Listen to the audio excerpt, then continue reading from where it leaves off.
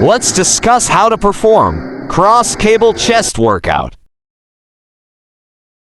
We can perform this exercise in a variety of ways. We will talk about a common position to perform this exercise. Either you go with back and forth legs, or you can stand like this.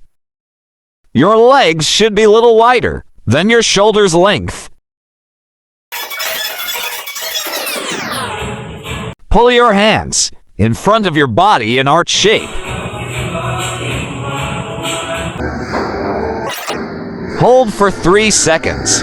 It will put more pressure on your upper chest.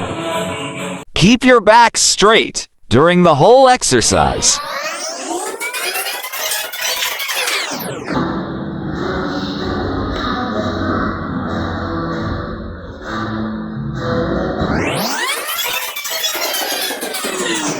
Like and subscribe my YouTube channel for more fitness videos and easy workout techniques.